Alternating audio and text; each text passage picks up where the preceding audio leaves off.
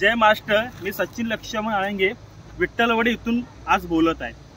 24 जुलै 2005 हा दिवस आठवला की प्रत्येकाच्या अंगावरती शारे येतात आणि भय वाढते, भीती वाढते। असा दिवस म्हणजे 24 जुलै 2005। प्रत्येकाने देवाला विनंती केली की असा दिवस परत आला नाही पाहिजे। ती निसर्गाची आपत्ती होती, निसर्गाचा आक्रोश होता, पण आज बघू शकतात माणसाला मारण्यासाठी आखण्यात आलेला डाव पुन्हा 24 जुलै 2005 सारखा त्यापेक्षा भयानक परिस्थिती निर्माण आज मनुष्य करत आहे। आज मला एक कळत नाही ही घटना बघू शकतात या संरक्षण भिंतीचं सुरू असलेलं काम आणि हा मातीचा ढिगार बघा। या बाजूला जी संरक्षण भिंत आहे त्याच्यापेक्षा डबल म्हणजे 12 ते 15 फूट जास्त हाईट हा मातीचा ढिगार वाढलेला आहे। ज्यावेळी पाण्याचा प्रवाह जोरदार वेगाने या बाजूने येणार, या मातीच्या ढिगारला लागून पुन्हा जोरदार या वस्ती ठिकाणी ढकललं जाणार, मग जास्तीत जास्त नुकसान आज माझ्या लोकांचं होतंय, माझ्या नागरिकांचं होतंय। पण एक पडलेला प्रश्न, कुठे आहेत आजी माझी भावी?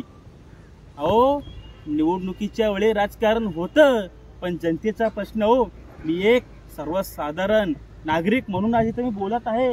माझंही घर बुडणार आहे, माझ्या बरोबर कित्येक माझ्या नागरिकांचं घर बुडणार आहे। अहो, पाणी भरणं, महापूर येणं म्हणजे फक्त एवढंच नाही, खिचडी वाटली, बिक्सीर वाटलं, हे वाटलं नाही, लोकांचं घरदार उद्ध्वस्त होणार आहे। याला जबाबदार कोण? अहो, 2005 ला कित्येकांची पोरं गेली, कोणाची आई गेली, कोणाचा बाप गेला, कोणाचा भाऊ गेला, आजारपणामध्ये लाखो रुपये घातले।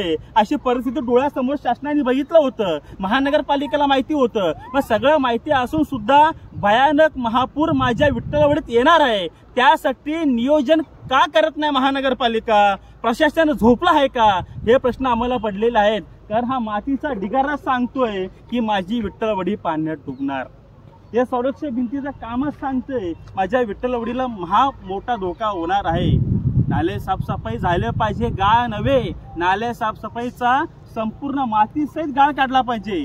प्रत्येक वर्षी पाऊस आल्यावरती मातीचा ढिगारा वाढत जातो, किमान 2 फूट तर गाळ बाहेर काढला पाहिजे। याकडे महानगरपालिकेचे कमिशनर म्हणजे आयुक्तांनी लक्ष दिलं पाहिजे अशी आमची विनंती आहे। सांगण्याचा तात्पर्य एवढाच आहे, 2005 ला निसर्गाचा राग अनावर झालता, नुकसान झालं, पण 2024 ला ही जे नुकसान होणार आहे ना, याला कारणीभूत हा मनुष्य असणार आहे।